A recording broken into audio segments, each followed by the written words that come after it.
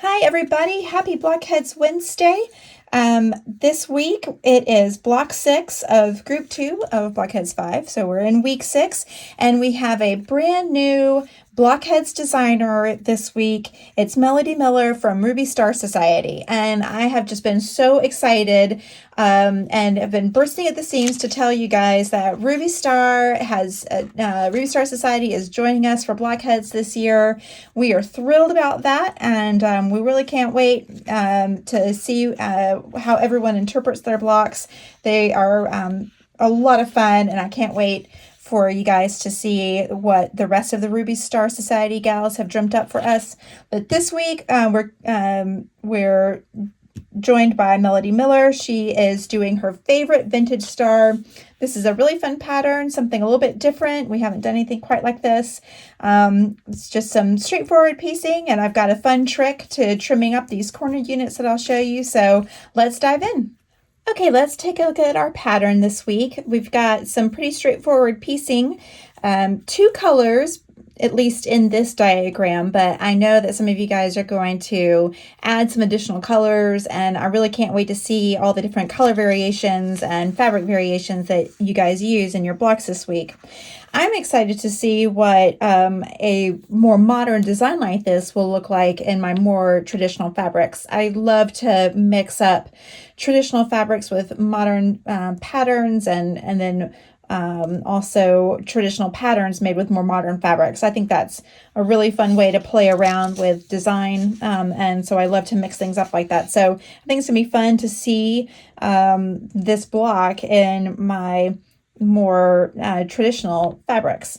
So I've got my A squares cut in half diagonally right here. I've got my B and C rectangles. I've got my D and E rectangles, and then I have my F and G rectangles. I am doing sort of the opposite of this color diagram. It's got a darker background with a lighter star, and I have switched it. So my darker fabric is going to be my star, and then I've got this lighter gingham for my background. So the first step is going to be to join our B and C rectangles and then add those A triangles on the side to make the corner units, and we'll trim those down. So let me sew these together, and then we'll take a look at how to trim down these corner units. Just a quick note about pressing. Your pressing instructions here say to press a seam towards the darker fabric, which is kind of standard. But as I've said before, I'll say it again, pressing directions are just a guideline a lot of times. So if I press towards the darker fabric, then it's going to stand out a little bit more than my star. So I might, if I were using a lighter color, I might choose to press towards the lighter color. So it's really just up to you. In my case, I am going to press towards the darker fabric because I want my star to pop. Okay, I have my BC unit here, and I'm ready to sew my first triangle on. So I'm going to line it up along that edge, that bias edge of that triangle, and just a little bit of the triangle is going to poke out, just the tiniest little bit on each side when you line it up, and that's okay. So I'm going to sew my scant 1/4 inch seam along here, and then I'm going to press towards the BC unit. I'm not going to press towards the triangle. Okay, and it's easier to sew one triangle on and then press this out and then sew the second triangle on than trying to sew both triangles on before pressing. So I'm going to do that. I'm going to sew this one on and then press it out before I sew the next triangle on. And we're going to do this 4 times to make our 4 corner units. Okay, I've got my star point here with 1 triangle added, and I've pressed towards my BC unit here. So now I'm ready to add the other triangle. Since I am going to be pressing towards this BC unit, I like to have it on top when I'm sewing. Whatever I'm pressing out, I like to have on top.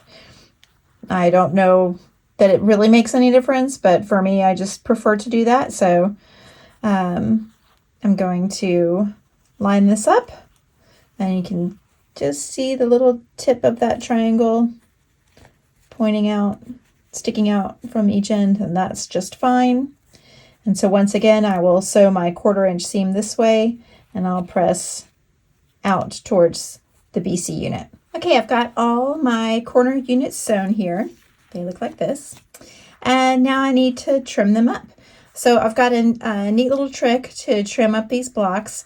I know I'm always telling you that it doesn't matter really how you press your fabrics. You don't have to do the whatever way we say, but if you press the way that I've mentioned here in this video, if you press your seams towards your BC unit, it's going to help us trim these corner units, and I'm going to show you how. Okay, I need to trim my units. I'm making the 6-inch block, so I need to trim my units to 3 1/4 inches. So I'm actually going to flip it over, and I'm going to take my ruler, and I'm going to take the line here and line it up right where my seam is, or where my seam edges meet.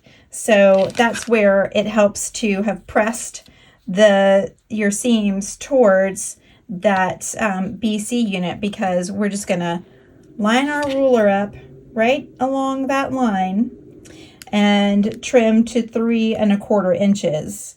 And when we do that, then it's gonna make a nice point here at the corners, and it's gonna look really nice when we start assembling our units together.